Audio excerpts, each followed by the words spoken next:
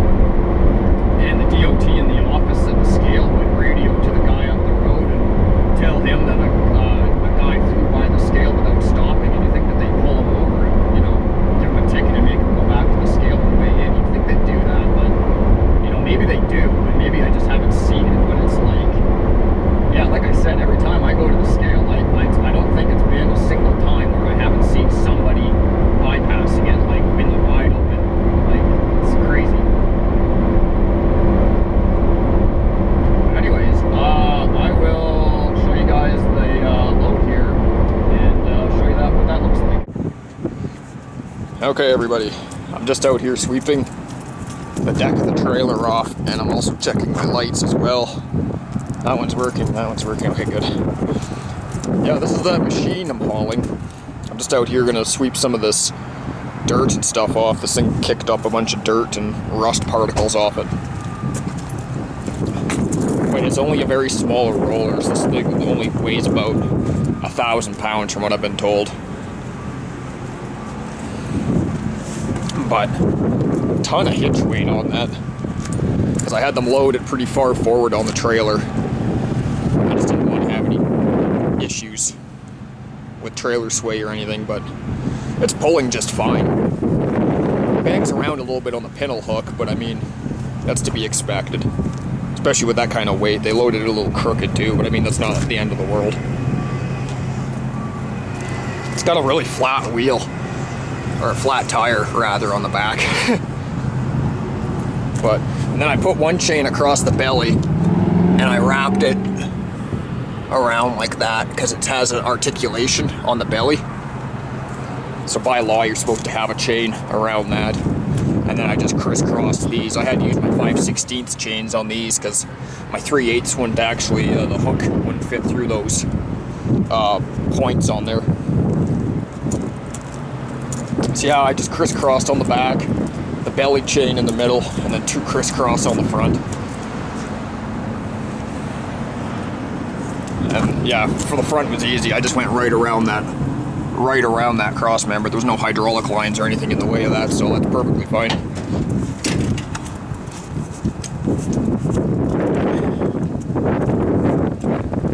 It's windy, so I apologize for any audio noise.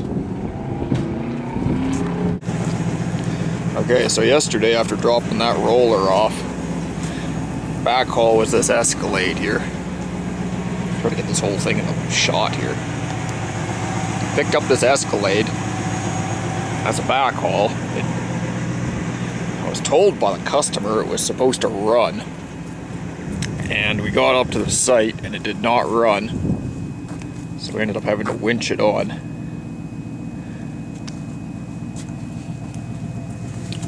Chained it down. That was easy. That was the easy part. I just crisscross chained it. Typical method of restraining a vehicle. 2 in the front, 2 in the back. It rained pretty good last night on our drive back, so at least the trailer got a little cleaned up. So did the truck. And chained it right around the front end of it. Crisscrossed. And this thing didn't move an inch on the way back. All these chains, they stay really tight. So yeah, I'm just checking all my connections and stuff. I have to stop at the trailer place here to pick up a dust cap. I lost a dust cap on my way back somehow. That dust cap came off. The grease in there is all still good, which is good from when I repacked them a little while ago. So that one stayed, but that one there come off. So I'll have to replace that before we deliver this thing. We're just going to deliver this thing this morning. But yeah, pretty smooth ride. Try to get the whole thing here in one shot for you guys. See if this little camera can do it.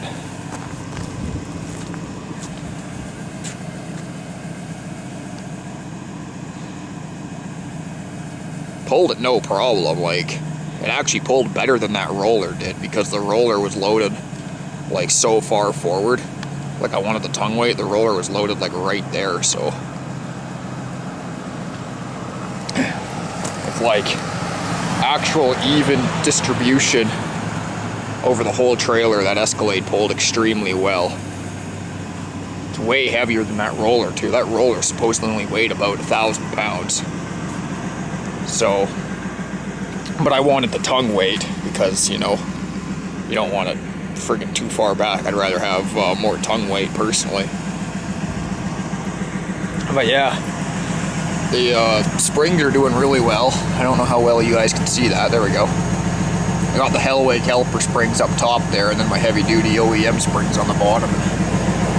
No problem there, like no squatting at all, which is great. But anyways, there's that hitch I told you guys about before, my Kirk commercial duty hitch. Pintle hitch. It's doing really well. Alright guys, let's hit the road here with this thing.